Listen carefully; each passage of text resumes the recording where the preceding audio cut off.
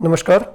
एक बार फिर से आप सभी का स्वागत है आपके अपने YouTube चैनल फिजिकल एजुकेशन अड्डा के ऊपर, जहां पे आपको फिजिकल एजुकेशन की हर प्रकार की अपडेट जो है समय समय पे मिलती रहती। तो अभी का जो वीडियो है ये है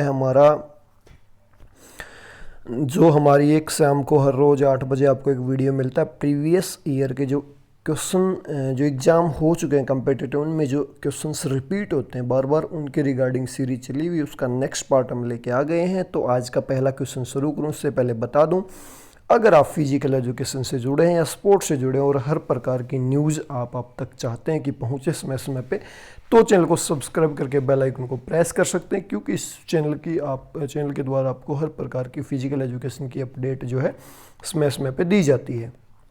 तो आज का पहला क्वेश्चन है हमारा, तनाव क्या है। ये पूछा गया स्ट्रेस क्या है। तो स्ट्रेस हमारा 4 ऑप्शन दिए, इसमें से राइट को चूज करना। तो यहाँ पे हो जाएगा ऑप्शन सी, लाभ या हानिकारक दोनों। स्थिति के अनुसार डिपेंड करता है कि स्ट्रेस किस प्रकार का होगा। कई बार लाभकारी भी हो सकता है और डेंजरस भी हो सकता है, ठीक है। स्थिति डिपेंड करती है। सामान्यतः स्ट्रेस जो एक दशा या परिस्थिति हो जो एक व्यक्ति के सामान्य शारीरिक मानसिक स्वास्थ्य को बाधित करती है। तनाव में प्रभाव लाभकार या हानिकारक दोनों स्थितियों के अनुसार होता है। वो लाभकारी भी हो सकता है, कई बार स्ट्रेस में हम अच्छे डिसीजन भी ले लेते हैं, नेगेटिव डिसीजन भी कई बार हमारे चले जाते हैं। नेक्स्ट है, निम्न में से कौन सी ऐसी प्रणाली है जो कि सामाजिक तथा नैतिक मूल्यों का आंतरिक प्रतिनिधित्व करती है, जो कि बच्चे को उसके अभिभावकों तथा दूसरों द्वारा सिखाई जाती है। तो वो कौन सी है? ये सारी चीज़ें सिगमंड फ्राइड के द्वारा बताई गई। जब कभी हम इसको डिटेल में डिस्कशन करेंगे तो हम वहाँ पे जाएंगे। तो अभी इसका राइट आंसर क्या होगा? ये होगा आपका सुपर ईगो। सामाजिक तथा नैतिक मूल्यों का आंतरिक प्रतिनिधित्व करती है, जो कि बच्चे को उसके अभिभावक और दूसरों द्वारा सुपर ईगो सिखाई जाती है। सुपर ईगो इसका मतलब है बच्चा बहुत ही संस्कारी है। अगर उसके ऊपर सुपर ईगो आई है ना, वो किसी के प्रति 1% भी गलत फैसला नहीं लेगा, ठीक है। ये होता है सुपर ईगो आपका। इसके बाद बात करते हैं खेल मनोविज्ञान समाज प्रारूप मापने के यंत्र तथा तकनीकों का प्रयोग करते हुए खिलाड़ी के व्यक्तित्व का कौन सा पहलू जानने का प्रयास जो है करता है। तो यहाँ पे राइट आंसर हो जाएगा हमारा ऑप्शन सी, अंतर व्यक्तिक प्राथमिकताएं, जो इंडिविजुअल डिफरेंसेस हैं इंटरनल, उनको जानने की जो कोशिश करता है।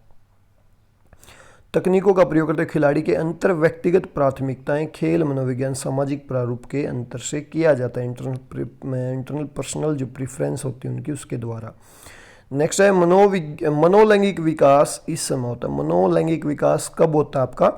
किशोर अवस्था या कुमार अवस्था इसको बोल सकते हैं, एडोलसेंस इसको बोला जा सकता है। 12 से 21 या कहीं कहीं पे आपको 18 भी मिल सकती है, 12 से 18 भी ये एज होती है जिसको किशोर अवस्था बोलते हैं। इसे स्टेनली हॉल ने तूफान की अवस्था ही बोला है। जो साइकोलॉजिस्ट है ना स्टेनली हॉल, वो पहले आ चुके हैं हमारे क्वेश्चंस में भी।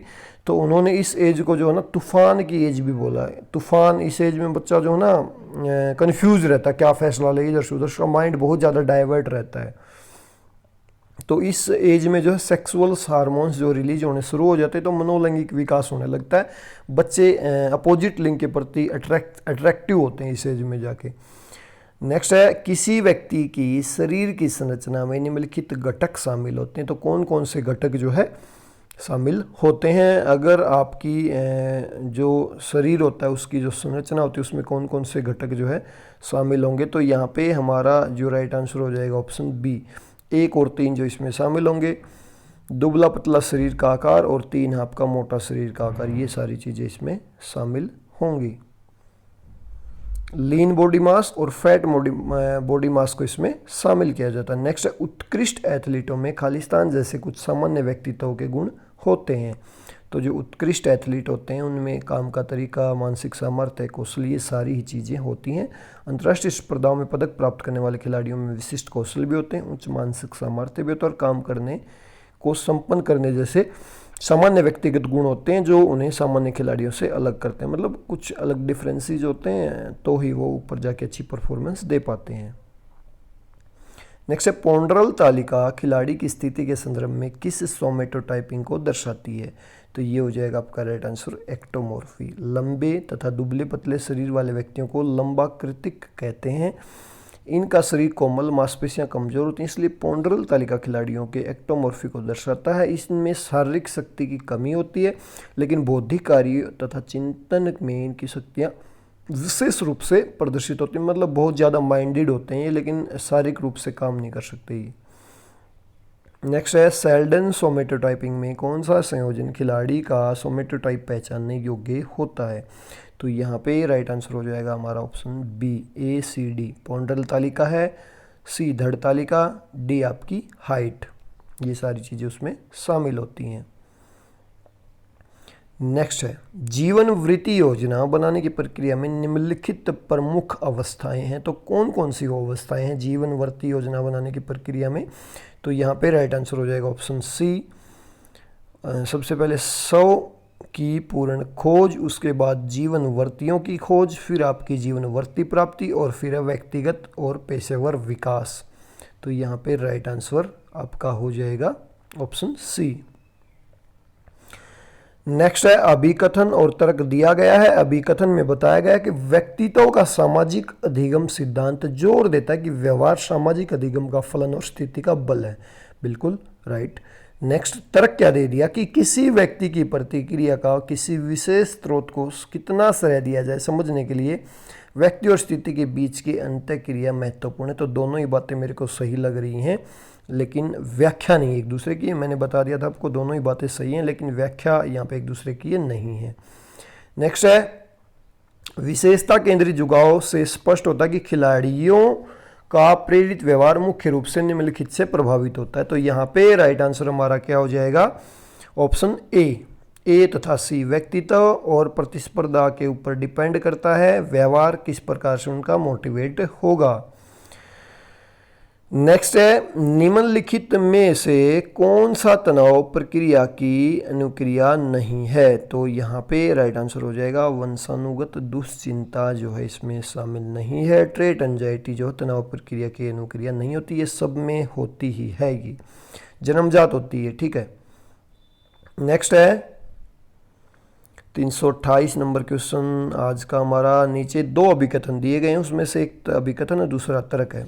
यहाँ पे बताया गया है प्रतिक्रिया प्रक्रिया आधारित साक्ष्य रुचि के अपेक्षित चरित्रों के मापन पर बल देता है। तर्क दे दिया मनोवृत्ति व्यक्तित्व विशेषताएं अपेक्षित तथापि सैद्धांतिक रूप से मौजूद विशेषताओं को प्राय विषय वस्तु संबंधित साक्ष्यों से विद्यमान किया जाता है। तो यहाँ पे राइट आंसर हो जाएगा ऑप्शन C। ए तो आपका सही है, लेकिन आर बिल्कुल यहाँ पे गलत है। नेक्स्ट है फिर से अभिकथन और तर्क। यहाँ पे लोगों को अपना तनाव और दुश्चिंता दूर करने में सहायता करने के लिए सर्वाधिक प्रभावकारी विधि उन्हें मनोवैज्ञानिक उत्प्रेरण की बड़ी खुराक देकर उनका मनोत्थान करना है। इसके बाद इसके पीछे का जो तर्क दे दिया कि उत्प्रेरण से संबंधित भावना जैसे संज्ञानात्मक और दैहिक दुश्चिंता प्रदर्शन से संबंधित होते हैं। भावनाओं की इष्टतम रेसिपी सबसे अच्छे प्रदर्शन से संबंधित है। तो यहाँ पे राइट आंसर देख लेते हैं। ए गलत दिया है, लेकिन आर जो है बिल्कुल यहाँ पे आपका सही है। और आज का लास्ट जो क्वेश्चन है आपका सूची 1 से सूची 2 का मिलान करना है।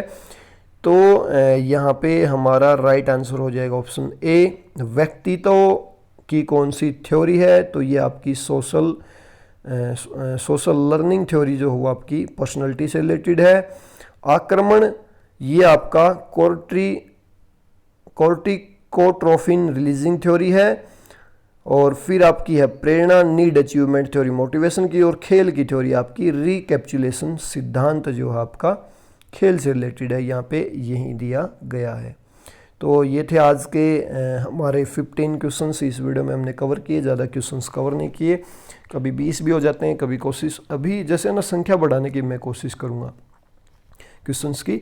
लेकिन क्या हो जाता है लगने लगता है मैं चाहता हूँ कि प्रीवियस ईयर के जितने भी क्वेश्चंस हैं ना वो 100 पार्ट में कवर हो जाए, हमारे ज़्यादा इसके पार्ट ना बने। तो मैं कोशिश करूँगा जितने भी क्वेश्चंस हैं उसके हिसाब से इनके पार्ट में डिवाइड करने की। भी तो 20 और 15 का हमारे रेशियो चलता है, अपने हिसाब से एडजस्ट कर लेते हैं। अगर ये पूरे हो जाते हैं 100 पार्ट में तो इसी हिसाब से चलते हैं, नहीं तो क्वेश्चंस की संख्या बढ़ा देंगे। लेकिन 100 पार्ट इसके हम पूरे हर हाल में करने की सोच रहा हूँ मैं, हालांकि कर नहीं पाता हूँ मैं बहुत ही मैं फिर बार बार भी आपको अपनी कमजोरी बता रहा हूँ। रेगुलरिटी की बहुत बड़ी समस्या है। आपका मोटिवेशन बहुत सारे कॉमेंट देखता हूँ मैं, मोटिवेशन का एक भी कॉमेंट वीडियो के ऊपर आ गया तो मैं कोशिश करता हूँ कि रूटीन बनी रहे। अब भाई एक बच्चा तो कम से कम चाहता है मैं रेगुलरिटी के साथ काम करूं। तो मेरे साथ ये समस्या लगातार बनी रहती है, मैं फिर भी कोशिश करता हूं हर संभव प्रयास करने की। तो अभी जो है ये वीडियो में यही महत्वपूर्ण जानकारी थी। आपको कैसी लगी वीडियो के नीचे कमेंट करके ज़रूर बताएं। ये क्वेश्चंस की सीरीज़ कैसी लग रही है उसके ऊपर रिस्पांस जरूर दें। ज़्यादा रिस्पांस नहीं आ रहा, मुश्किल से एक आध वीडियो के ऊपर 1000 व्यूज़ गए होंगे, नहीं तो 300 400 500 600 तक ही व्यूज़ रुक रहे हैं। मतलब ज़्यादा लोग नहीं ऑब्जर्व करें, लेकिन जितने भी ऑब्जर्व करें उनके लिए सीरीज चलती रहेगी। हम हार नहीं मानने वाले। अब की बार कई वीडियोज़ पे तो 150 व्यू आए इस सीरीज़ के 22-23 जो पार्ट पूरे में उसके ऊपर, तो कई बार लगता है लेकिन come on we can do it, हम करेंगे इसको पूरा। तो अभी के लिए स्टूडियो में इतना ही। वीडियो को लास्ट तक देखने के लिए आप सभी का बहुत बहुत धन्यवाद। Thank you.